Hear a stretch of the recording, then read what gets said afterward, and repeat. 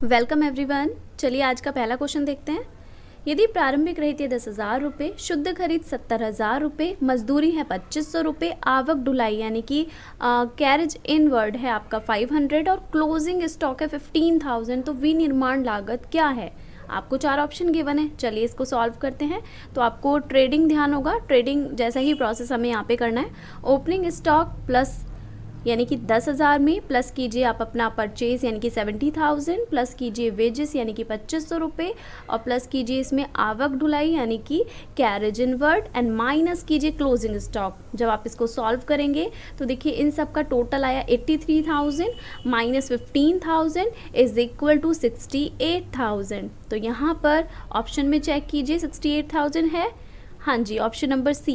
तो यहाँ पे हमारा करेक्ट आंसर मिल गया हमको 68,000, जो कि है ऑप्शन नंबर सी। चलिए अब देखते हैं सेकंड क्वेश्चन। जन विपणन क्या है यानी कि मास मार्केटिंग क्या होता है? तो पहला ऑप्शन है आपका सभी उपभोक्ताओं को एक जैसे उत्पाद तथा विपणन मिश्रण पेश करना।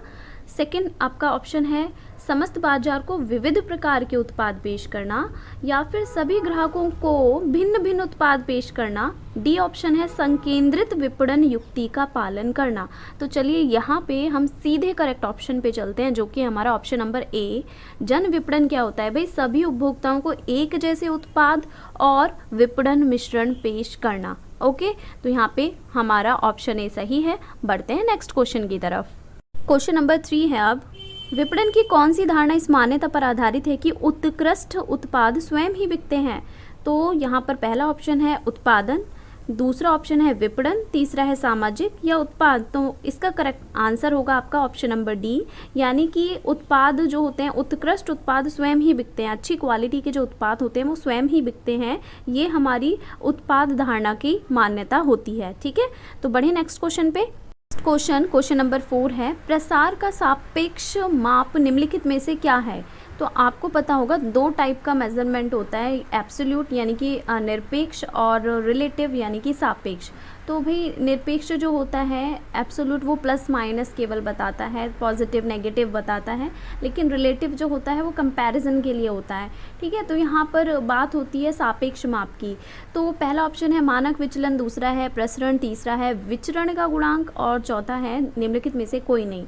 तो भाई सापेक्ष यानी कि रिलेटिव मेजर की बात आए तो वहाँ पे ना गुणांक यानी कि अगर किसी भी ऑप्शन में कोएफिशिएंट आपको दिख रहा है तो वही ऑप्शन करेक्ट होगा।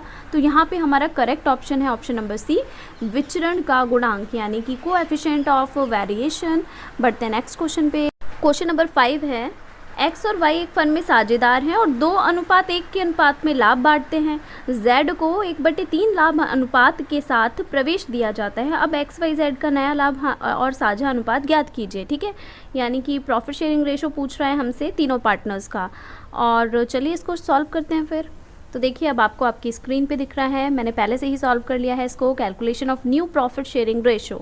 तो सबसे पहले हम पार्टनर्स का नेम मेंशन कर लेते हैं। तो पहला एक्स वाई जेड, आपको 3 पार्टनर्स इस क्वेश्चन में गिवन है। इसके बाद में ओल्ड रेशो जो क्वेश्चन में गिवन है 2:1। ओके, तो यहाँ पर एक्स का हो गया 2/3, 3 क्यों आया भाई? अनुपातिक योग आता है, 2 और 1 3 हो गया ना, टोटल यहाँ पे नीचे आएगा। तो एक्स का रेशो इज 2/3 एंड वाई का है 1/3। जेड तो न्यू पार्टनर है ना, तो इसका अभी कोई रेशो नहीं है, इसका हम निकालेंगे। आगे आपको दिख रहा है न्यू रेशो का कॉलम, और ये कैलकुलेट कैसे हुआ है तो उसके लिए सबसे पहले पहुंची नीचे नोट पर। तो देखिए अगर क्वेश्चन में कोई इन्फॉर्मेशन तो गिवन नहीं है ना कि जेड जो नया पार्टनर आया वो एक्स से कितना लेगा, वाई से कितना लेगा, अलग अलग कुछ मेंशन नहीं है। तो जब ऐसा नहीं होता तो हम मानते हैं भाई टोटल पार्ट ऑफ प्रॉफिट 1 होगा फर्म का। ओके, तो जेड जो है उसका हिस्सा हमें पता है वो टोटल प्रॉफिट के 1/3 पार्ट के लिए आया। तो 1/3 पार्ट अगर उसका है तो रेस्ट पार्ट ऑफ प्रॉफिट निकाल लेते हैं कि बचा कितना। तो अगर आप 1 - 1/3 करते हैं तो आया 2/3 यानी 2/3। तो देखिए जो बचा है वही तो बचा ना पुराने पार्टनर्स के लिए, तो इसी को बांटेंगे ना एक्स और वाई, हाँ कि ना। अब किस रेशो में बांटेंगे भाई? कोई इन्फॉर्मेशन तो है नहीं कि उनके रेशो में कोई चेंजेस करने हैं, तो भाई 2 और 1 के रेशो में ही जो बचा प्रॉफिट है वो ले लेंगे, तो पुराना रेशो ही रहेगा उनका। लेकिन बटेगा कितना पार्ट? जो बचा है 2/3 प्रॉफिट को बांटेंगे। इतना बात समझ में? अब पहुंचिए न्यू रेशो पे, उस कॉलम पे। ठीक है, तो न्यू रेशो में देखिए 2/3 जो ये शेष पार्ट है इसको वो लेगा पुराने रेशो में। तो पुराना था 2/3, तो 2/3 का 2/3 हो गया, आया 4/9। आगे देखिए इसी तरह से y का इसी 2/3 जो बचा हुआ पार्ट है उसका वो लेगा 1/3 भाग पुराने रेशो में ही, तो ये आया 2/9। ओके, अब देखिए z तो 1/3 पार्ट के लिए आया ना, तो 1/3 ही है, लेकिन यहाँ पर मैंने 3 और 3 से मल्टीप्लाई क्यों किया भाई, तो ऊपर के दोनों रेशोज़ आप चेक कीजिए, 4/9, 2/9, दैट मीन्स अपॉन में 9 है, और हमें ना रेशोज़ जब निकालते हैं तो नीचे का बेस जो है वो सेम करना होता है। अभी यहाँ पे अगर 1/3 ही रहने दे तो ये तो मैच नहीं हुआ ना, तो 9 लाने के लिए 3 में नीचे मल्टीप्लाई करना पड़ेगा 3 से। अगर आप कुछ भी अपनी तरफ से मल्टीप्लाई कर रहे हो तो क्वेश्चन पे इफेक्ट नहीं पड़ना चाहिए ना, तो ऊपर नीचे दोनों में करना पड़ेगा, अंश और हर दोनों में। तो 3 की मल्टीप्लाई भी किया हमने, डिवाइड भी किया, तो ये निकल के आएगा 3/9। तो 9, 9, 9 इनको आप इग्नोर कर सकते हैं, ये सेम हो गया बेस, तो जस्ट इग्नोर इट। अब ऊपर का क्या बचा, 4:2:3। अगर ये सॉल्व हो जाती, किसी एक ऐसी संख्या से कट जाती तीनों संख्याएं, तो हम इसको और शॉर्ट कर लेते, बट नहीं कट रही हैं, तो आपका रेशो है 4:2:3। यही आंसर है। चेक कीजिए अपने ऑप्शंस, तो देखिए ये ऑप्शन मुझे दिख रहा है ऑप्शन नंबर सी, यही हमारा करेक्ट आंसर होगा। चलिए बढ़ते हैं फिर आगे। क्वेश्चन नंबर 6 है अब, निष्पादन मूल्यांकन की किस पद्धति के अंतर्गत व्यक्तियों को कार्य के सरल क्रम में रखने के उद्देश्य से एक व्यक्ति की अन्य सबके साथ में तुलना की जाती है। तो देखिए इसका हम सीधे पहुंचते हैं करेक्ट ऑप्शन पे, जो कि ऑप्शन नंबर सी। ऐसा किया जाता है रैंकिंग में। ओके, चलिए फिर अगला क्वेश्चन देखते हैं। क्वेश्चन है अब, वाणिज्यिक बैंक निम्नलिखित में से एक कार्य नहीं करते, वो आपको पहचानना है कौन सा नहीं करते। पहला ऑप्शन है बचतों का संग्रहण, भाई बिल्कुल करते हैं, आप पैसे जमा करते हो ना, कॉमर्शियल बैंक यानी कि जिसमें आप अपना सेविंग्स अकाउंट खोलते हो, ये जो आपके PNB है, इस टाइप के बैंक्स, ठीक है। नेक्स्ट है आपका ऋण और अग्रिम देना, बिल्कुल लोन भी दिया जाता है। आगे है करेंसी नोट निर्गमित करना या जारी करना, तो क्या ये नोट निर्गमन का कार्य करते हैं आपके कॉमर्शियल बैंक? नहीं करते ना, तो भाई इसमें पूछ रहा था कौन सा कार्य नहीं करते हैं, तो हमें अब हमारा करेक्ट आंसर मिल गया, जो कि ऑप्शन नंबर सी। ओके, तो चलिए अगला क्वेश्चन देखते हैं। नेक्स्ट क्वेश्चन है अब, एक निजी कंपनी नहीं कर सकती। पहला ऑप्शन अंश क्रय करने हेतु जनता को आमंत्रण, अंश हस्तांतरण पर प्रतिबंध, अगला है सदस्यों की संख्या को सीमित करना या अंकेशक की नियुक्ति। तो देखिए यहाँ पे निजी कंपनी की बात हो रही है, और निजी कंपनी की कंडीशन में एक निजी कंपनी अपने शेयर ना जनता में क्रय करने के लिए निर्गमित नहीं कर सकती है।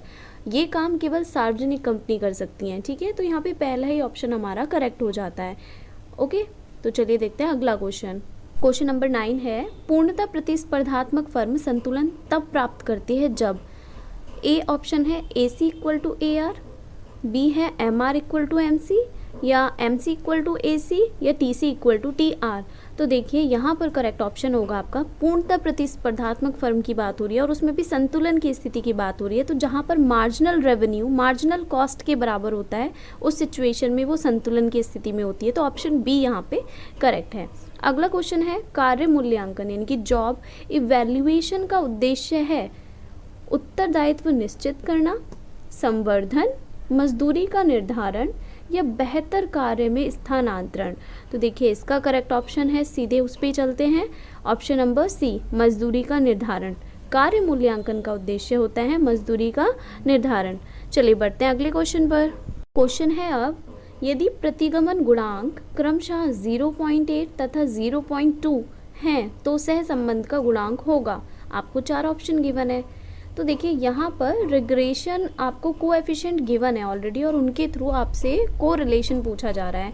तो एक फॉर्मूला होता है, देखिए आपको आपकी स्क्रीन पे दिख रहा है ये फॉर्मूला, R = रूट में BX5 एंड BYX, ठीक है। यानी कि ये दो आपको गुणांक गिवन है, ये रिग्रेशन आपके कोएफिशिएंट ऑलरेडी गिवन है, वही इसके रूट के अंदर शो किए जा रहे हैं। तो यहाँ पे बस आप इस फॉर्मूले को ध्यान रखिएगा, और इसी के थ्रू हम कोरिलेशन निकाल सकते हैं। जस्ट आप वैल्यू पुट कर दीजिए, कोई भी आगे पीछे आप कर सकते हैं, 0.8 को पहले रख सकते हैं या बाद में रख सकते हैं, एज यू विश। दोनों मल्टीप्लाई में जाएंगे, 0.8 × 0.2, तो ये आया 0.16। अब आप इसका रूट करेंगे तो आया हमारा 0.4। ओके, और पॉजिटिव है ये, तो ऑप्शन में देखिए ऐसा ऑप्शन है, हाँ जी मुझे दिख रहा है ऑप्शन नंबर डी 0.40। तो हमारा करेक्ट आंसर हमको मिल गया, जो है ऑप्शन डी। आई होप आपको समझ आ गया। चलिए अगला क्वेश्चन देखते हैं। भारत में निम्नलिखित में से कौन सा AS3 यानी कि अकाउंटिंग स्टैंडर्ड 3 के मार्गदर्शन पर तैयार किया गया है? पहला ऑप्शन है कंपनी का चिट्ठा, फिर है निधि प्रवाह विवरण या नगद प्रवाह विवरण या समेकित वित्तीय विवरण। आई थिंक आप सभी को इसका करेक्ट आंसर पता होगा, जो कि है हमारा ऑप्शन नंबर सी, नगद प्रवाह विवरण यानी कि कैश फ्लो स्टेटमेंट। चलिए फिर अगला क्वेश्चन, वित्तीय लेखा तैयार करने के लिए अपेक्षित निम्नलिखित क्रियाओं का सही अनुक्रम क्या होगा। पहला है व्यापार खाता यानी कि ट्रेडिंग अकाउंट, सेकेंड ऑप्शन है समायोजन प्रविष्टियां करना है चिट्ठा, और फोर्थ ऑप्शन है हमारा लाभानी खाता। तो इनको हमें सही क्रम में सेट करना है। तो देखिए सबसे पहले की जाती है समायोजन प्रविष्टियां यानी कि नंबर 2, इसके बाद में आता है आपका ट्रेडिंग अकाउंट जो कि ऑप्शन नंबर 1, इसके बाद में P&L बनाया जाता है जो कि ऑप्शन 4, एंड इसके बाद में आता है आपका चिट्ठा यानी कि ऑप्शन 3। तो हमारा क्या क्रम सेट हुआ, 2 1 4 3, ऐसा ऑप्शन कौन सा है, ऑप्शन नंबर सी यहाँ पे करेक्ट है। चलिए नेक्स्ट क्वेश्चन है, वित्तीय विवरण पर मुद्रास्फीति का मुख्य प्रभाव है, यानी कि मुद्रास्फीति का वित्तीय विवरण पे क्या प्रभाव पड़ता है। लाभों को कम दिखाना होता है, परिसंपत्तियों को अधिक दिखाना होता है, परिसंपत्तियों के प्रतिस्थापन के लिए निधियों की पर्याप्तता, या पूंजी का क्षरण यानी इरोशन ऑफ कैपिटल। तो भाई मुद्रास्फीति का जो मुख्य प्रभाव है वो होगा हमारा यहाँ पे ऑप्शन नंबर डी, पूंजी का क्षरण। ठीक है, नेक्स्ट क्वेश्चन देख लेते हैं फिर। क्वेश्चन नंबर 15 है अब, प्रबंध तथा प्रशासन में अंतर करना भ्रामक है। ये कथन किसका है, न्यूमैन का, फेयोल का, ब्रीच का, या किम्बाल और किम्बाल का। बताएं सही ऑप्शन। सही ऑप्शन है यहाँ पे ऑप्शन नंबर डी, किम्बाल एवं किम्बाल का। ओके, चलिए फिर अगला क्वेश्चन देखते हैं। क्वेश्चन नंबर 16 है अब, थोक विक्रेता अपने संवर्धनात्मक उद्देश्य को प्राप्त करने के लिए सामान्यतः कौन से संवर्धन मिश्रण के तत्व को प्रयुक्त करते हैं।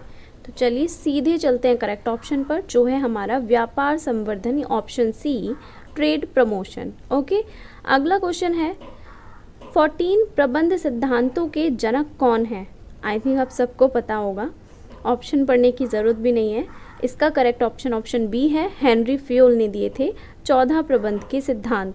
ठीक है, अगला क्वेश्चन है, प्रारंभ में किफ़ायत का विरोधाभास यानी कि पैराडॉक्स ऑफ थ्रिफ्ट विचार किसने दिया। तो सीधे करेक्ट ऑप्शन पे चलते हैं, जो है हमारा ऑप्शन नंबर ए, सैमुअलसन ने ये विचार दिया था। ओके, चलिए फिर अगला क्वेश्चन है, भारत में निम्नलिखित में से कौन राजकोषीय नीति का प्रतिपादन करता है। ये भी आप सभी को पता होगा, इसका करेक्ट ऑप्शन है हमारा रिजर्व बैंक ऑफ इंडिया। आप कंफ्यूज हो सकते हैं वित्त मंत्रालय या वित्त आयोग को लेकर, लेकिन देखिए इसका करेक्ट ऑप्शन हमारा रिजर्व बैंक ऑफ इंडिया होगा। ओके, चलिए next and last question of this video, जब कस्टम ड्यूटी माल के भार के अनुसार आरोपित की जाती है तो वह कहलाती है। तो देखिए माल के भार के अनुसार जब ड्यूटी लगाई जाती है तो उसे कहते हैं स्पेसिफिक ड्यूटी यानी कि विशिष्ट शुल्क। तो यहाँ पे हमारा option number A he correct हो जाता है। ओके, तो चलिए इस क्वेश्चन के साथ में हमने आज की वीडियो के 20 क्वेश्चन कवर कर लिए हैं। आई होप ये क्वेश्चंस आपके लिए यूजफुल रहें। थैंक यू फॉर वॉचिंग, मिलते हैं नेक्स्ट वीडियो में, बाय बाय।